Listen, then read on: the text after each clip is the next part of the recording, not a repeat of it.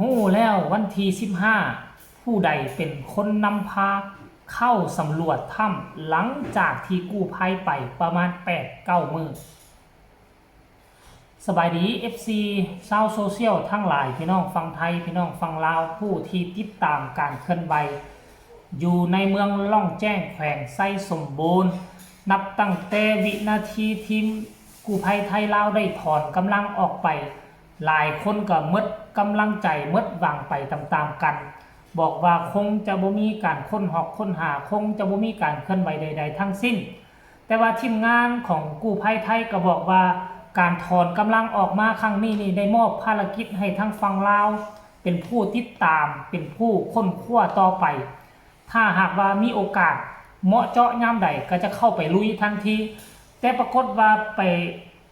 เบิ่งตามการไปถ่ายคลิปถ่ายคลิปของผู้นั้นแน่ของผู้นี้แน่ก็บ่เห็นการเคลื่อนไหวใดๆเนาะจนแม้กระทั่งล่าสุดนี่เองทุกคนเลย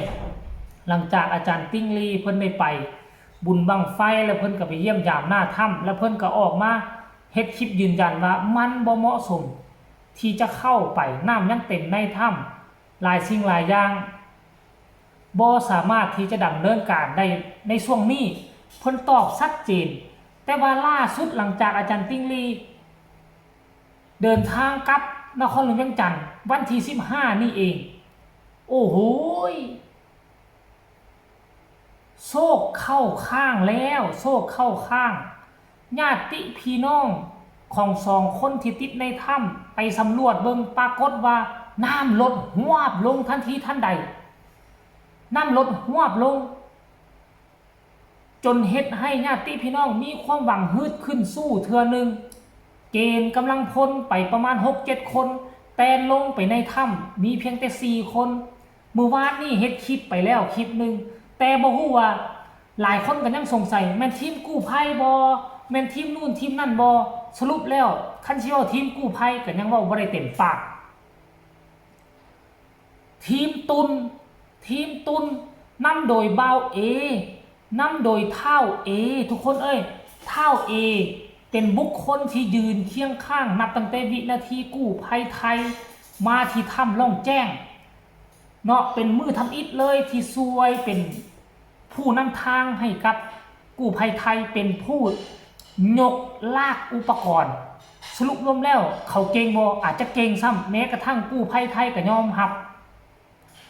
กู้ภัยไทยยังว่าเฉพาะตัวเฮานี่เฉพาะเอาตัวเข้าไปก็ยังว่าเมื่อยนักเมื่อยหนาแต่ว่าทีมตูนนี่น่ะพาห่างกายตนเองเข้าไปพา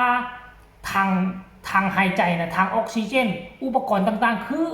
ทีมตูนนี่ได้เป็นผู้เอาเข้าไปนะดึงลากเลื่อยเข้าไปเพราะฉะนั้นบ่ต้องห่วงเรื่องห่างกายแล้วเฮาก็มาเห็นผลงานวันที่15นี่นั่นหมายความว่าชาวเมืองล่องแจ้งและญาติพี่น้องของ2 คนที่ติดถ้ำบ่ได้ปล่อยปละละเลยติดตามสภาพการอยู่ในหน้าถ้ำตลอดเวลาเนาะตลอดเวลาเลย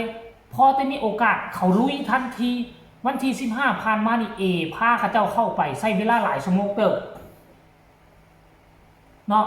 ไปเจอสิ่งของหลายสิ่งหลายอย่างเจออีกอย่างต่างๆมากมายและที่สำคัญหลังจากเข้าไปแล้วเข้าไปทะลุฮอดบองที่5 คนติดอยู่ปกติแล้วนะก่อนหน้านี้ทีมงานกู้ภัยไทยส่วนใหญ่จะไปติดอยู่ที่โถง4บ่สามารถดำน้ำไปที่โถง5ได้กลัวจะเข้าไปโถง5ต้องใส่นักประดาน้ำนักดำน้ำเข้าไปรายละเอียดให้ทุกคนไปชมคลิปเรานี่สักก่อนวินาทีเขาเจ้าเข้าไปแล้วจะมาพบกันในช่วงต่อไปตอนนี้พี่น้องประชาชนสิเข้ากู้ภัยอาสาเพื่อประชาชนเอาเข้ารถสิเป็นกำลังใจอยู่นอกให้เวลาสุเจ้าเข้าก็ฮู้เข้าแล้วก็ฮู้ออกมาไม่ต้องเข้าเดินวัน5-6 โมงออกมา7 โมง8 โมงเช้าอยู่ค่ำมาวะเอาโคตรนะเนาะเบานะเบายังนะมาสอบคนได้คนออกมาเขาได้4 คนน่ะสิเข้าไปในเดี๋ยวไปพ่นเบานะว่าไปบ้านเขาแล้วก็ต้องเอาสิ่งของเขาต้องเลือกนี่ไงได้เหรอพอแพ็กไปแล้วมาเยอะเลยบอกไฟอ่ะ โอ้ว้าวเอ๊ะตะบอนเอาออกซิมีอันนี้ก็ได้ก็แบคทีเรียตรงปลอกหลัง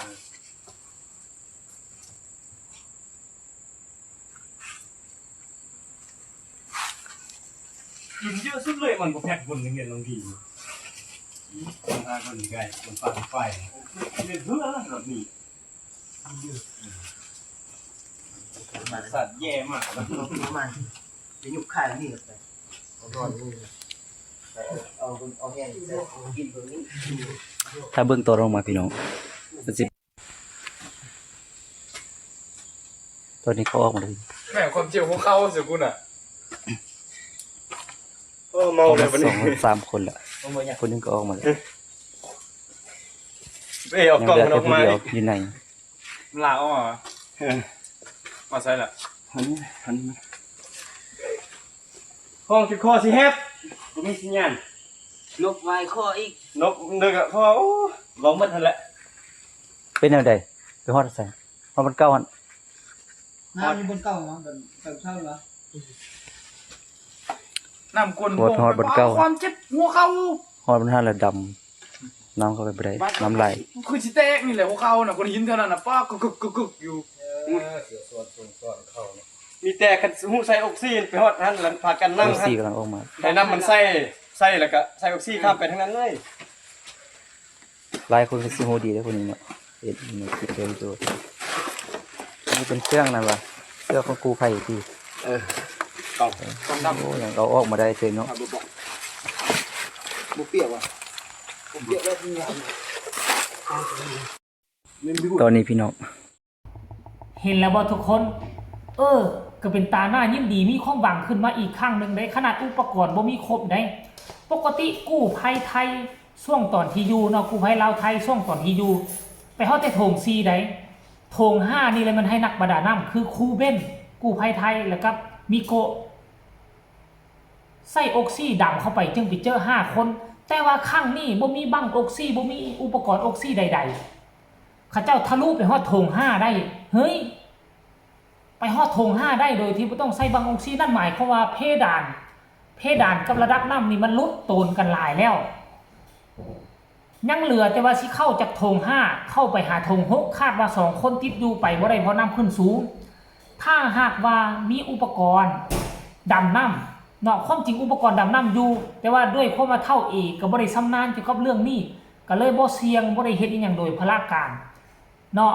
คาดว่าจะมารายงานผลให้กับอาจารย์ติงลีถ้าหากว่าอาจารย์ติงลีรับทราบก็คงจะให้เขาไปเฝ้าหน้าถ้ำคันระดับน้ำยังลงแบบนี้คงจะมีการเคลื่อนไหวกู้ภัยลาวไทยรอบที่2มาอีกไวๆนี่แน่นอนท่านผู้ชมเอ้ยเอาสำหรับคลิปนี้ก็เอามารายงานให้กันฮู้ตอนเช้าๆเป็นข่าวดีที่สุดตั้งแต่กู้ภัยลาวไทยถอนกำลังออกมาฝากทุกคนกดไลค์กดแชร์ไปหลายๆเพื่อให้ทั้งกู้ภัยได้รับได้ฮู้ถึงระดับน้ำหน้าถ้ำขอให้เขามาช่วยอย่างไวๆก็แล้วกันทุกคนอย่างน้อยๆมาน่ะบ่เจอ2คนนั้นเอา2คนออกมาบ่ได้ก็เอาเครื่องเอาของออกมากันยังดีในวันที่15นี่เท่าเอก็ไปเอาเขาเอิ้นว่ากองดำบ่กองดำซึ่งเป็นกองที่สำคัญและก็ราคาแพงที่สุด